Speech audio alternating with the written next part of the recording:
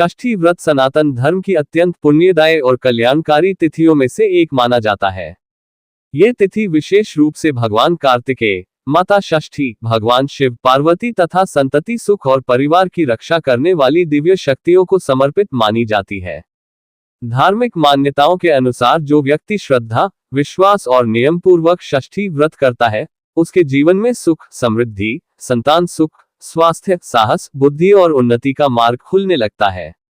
षष्ठी तिथि का महत्व केवल व्रत तक सीमित नहीं है, बल्कि यह आत्मशुद्धि, संयम, सेवा, सकारात्मक ऊर्जा और ईश्वर कृपा प्राप्त करने का भी विशेष अवसर माना जाता है। इस दिन किए गए विशेष महाउपाय को अनेक लोग जीवन की बाधाओं को दूर करने वाला, ग्रहदोष शांत करने वाला और भाग्य जागृत करने वाला मानते हैं।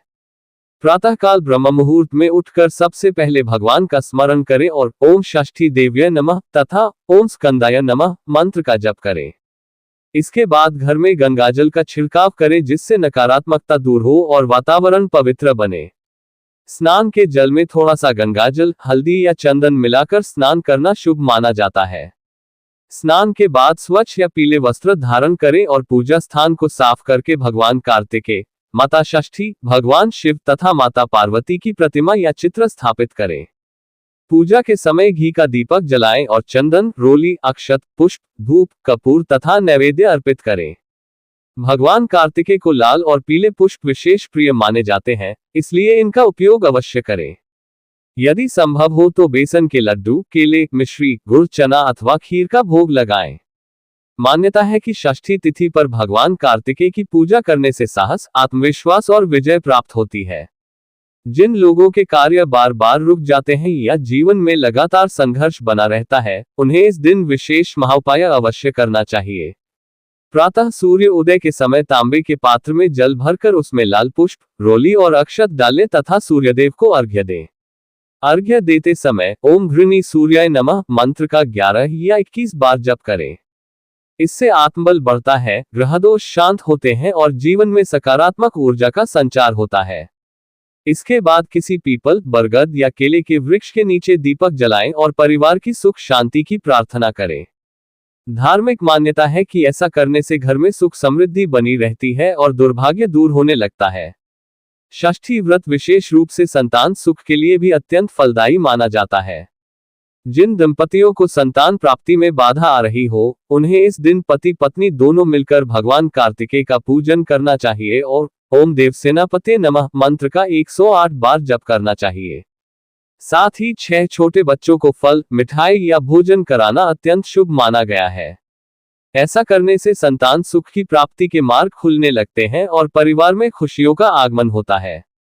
षष्ठी व्रत के दिन किसी गरीब गर्भवती महिला को फल, दूध, वस्त्र या अनाज दान करना भी विशेष पुण्यदायी माना गया है। इस दिन व्रती को सात्विक भोजन करना चाहिए और लहसुन, प्याज, मांसाहार तथा नशे से दूर रहना चाहिए।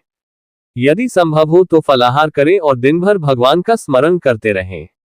षष्ठी तिथि पर शाम के समय भगवान कार्तिकेय के समक्ष दीपक जलाकर ओम सर्वंभवाय नमः मंत्र का जप करना अत्यंत प्रभावशाली माना गया है। यह मंत्र भय, शत्रु बाधा और मानसिक अशांति को दूर करने वाला माना जाता है। जिन लोगों को नौकरी, व्यापार या धन संबंधी परेशानियां हो, उन्हें इस दिन एक नारियल पर लाल मौली बांधकर भगवान को अर्पित करना चाहिए और बाद में उस नारियल को बहते जल में प्रवाहित कर देना चाहिए। मान्यता है कि इससे आर्थिक रुकावटें धीरे धीरे कम होने लगती हैं।